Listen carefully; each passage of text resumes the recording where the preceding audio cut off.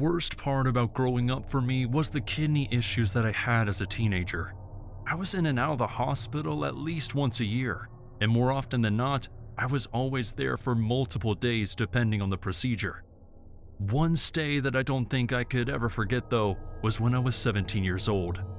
I had a small surgery scheduled for early in the morning, and the doctors wanted to monitor me overnight, so naturally I spent the night in a hospital bed. Everything was pretty normal for me, at least until around 10 or 11 at night. I was trying to get to sleep before my procedure, but for some reason, I couldn't get comfortable. Then the laughing started. At first, I thought it was one of the patients that were down the hall from me. Maybe they were watching something funny. But then I noticed that the laughter was getting closer. I looked out toward the hallway, and before I could even consider the idea that it was a doctor or nurse laughing, I started to hear the sound of someone running. That was when I saw it. They ran by the door so quickly that I could hardly see who it was. All I could tell was that they were wearing a hospital gown like me. The haunting laughter faded as they ran farther down the hallway. I brushed it off and just assumed that a nurse at the nurse's station would likely see them and get security involved.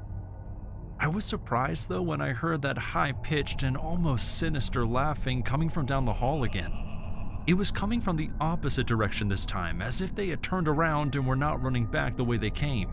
I made sure to make it seem like I was sleeping as the person ran past my room again. I couldn't keep up the charade for long though, and my eyes sprang open when it sounded as though the person stopped right outside my room.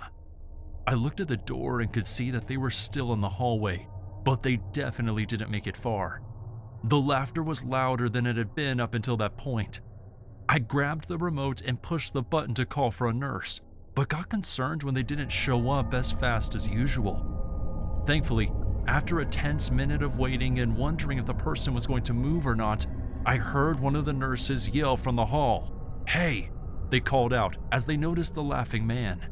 He took off running, and the nurse came right into my room to make sure I was okay.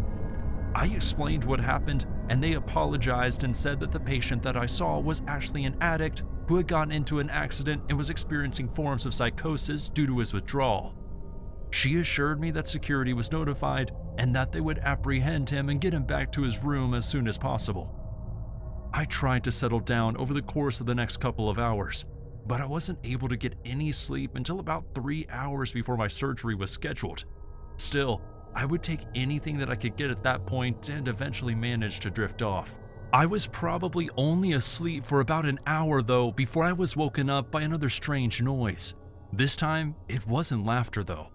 My eyes opened to the sound of someone pacing around the edge of my bed, and as soon as they realized I was awake, the patient who was running through the halls rushed over to the side of my bed. I tried to lean away from them, but I could only lean so far.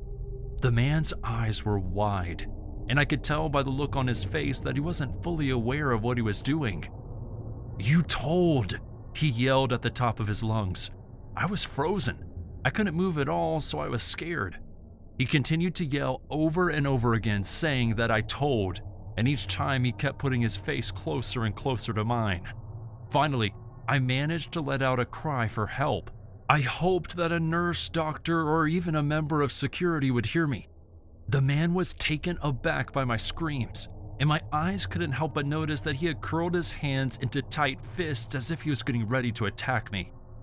Thankfully, before he could do anything like that, a security guard came running into the room and managed to subdue the other patient. The doctors and nurses apologized for my terrifying night, but all I wanted was to get my surgery done and get out of that place as fast as I could.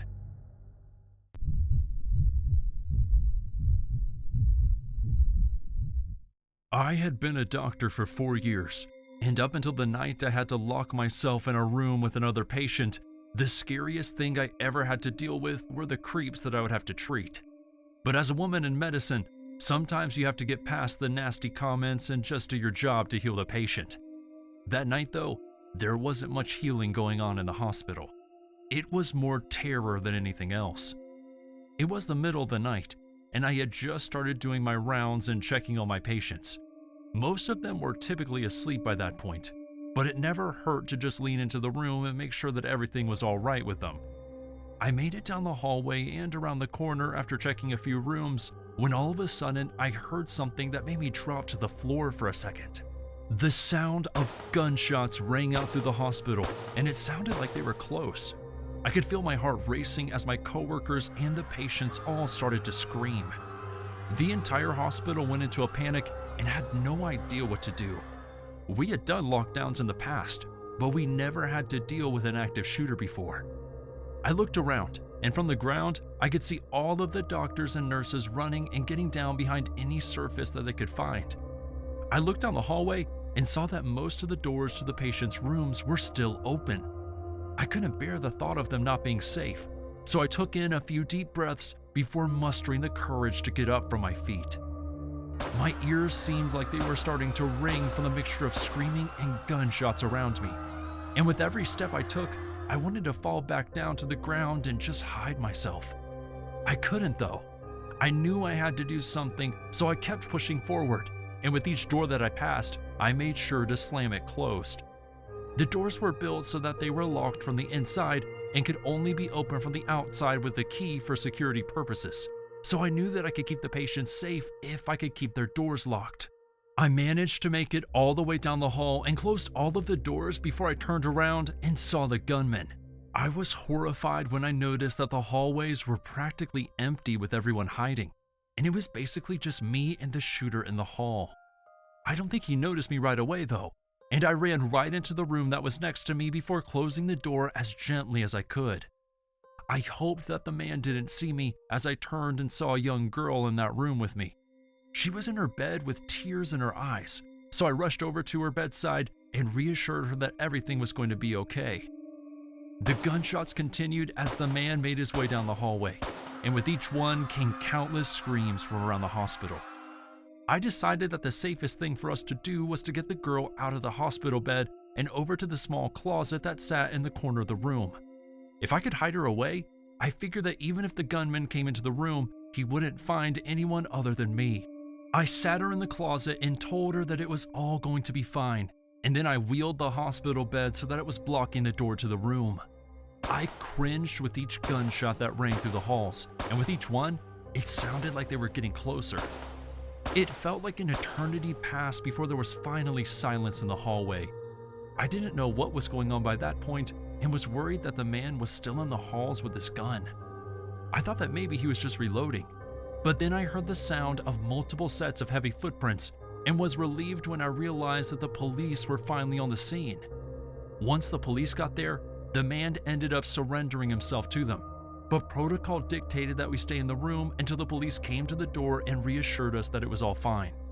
That didn't happen until about 10 minutes after I heard the police apprehending the man, but when it did, I made sure to pull the patient out of the closet and got her situated back into her bed.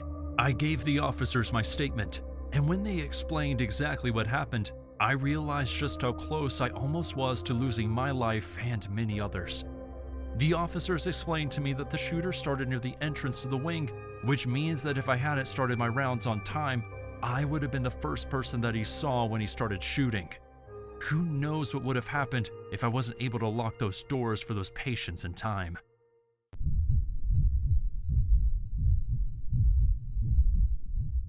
Within my first few years of being a doctor, I learned that there's not a lot that people won't do to try to scam drugs out of the hospital. I've had people pretend to have broken bones or fake wounds to try to get painkillers, but most give up after realizing that they aren't getting anything other than high-grade naproxen or Tylenol. That's not always the case though.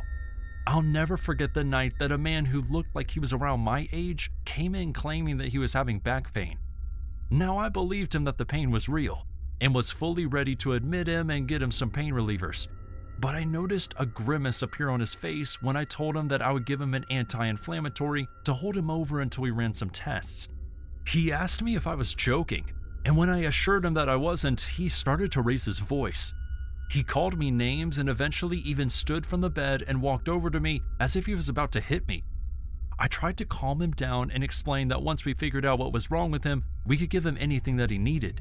But apparently, he needed his fix right then and there. As I was trying to calm him down, I noticed him slowly pulling something out of his back pocket. I put my hands up between us and took a step back as soon as I noticed that he had a knife in his hand. He flicked it in a downward motion so the blade would come out and then pointed it at me. "You're gonna get me what I want," he said as he stepped toward me. I told him that he didn't need to get violent and that we could talk about it and get him the help he needed, but he didn't want to hear it. "If you make any moves, I'll kill you." The man pushed my hands aside and then turned me around before pressing the knife into the middle of my back. He told me that we were going for a walk and then began ushering me out of the room and toward the elevator. He whispered to me to tell me to take him to the pharmacy and then pressed the point of the knife into my back a little harder to remind me what he would do if I didn't listen. I called for the elevator and stepped inside before taking us to the floor that the pharmacy was on, and all I could do was hope that no one got onto the elevator with us. The last thing I wanted was for anyone else to be in danger. I cooperated with the man and walked him right up to the pharmacy counter just like he asked, but I knew that they weren't just going to give me the drugs that he wanted. So I tried to stall the man before he became unruly in hopes that someone would come to my assistance. Thankfully, as I was explaining that we just had to wait for them to get the proper forms, I heard him let out a grunt. I turned around and saw that the security guard had managed to get the man onto the ground and the knife away from him. We called the police and had the man arrested, and I thanked the security guard who told me that he only knew something was wrong because he happened to be walking by when the man forced me onto the elevator. He rushed downstairs and quietly snuck up to the man with the knife and managed to save my life.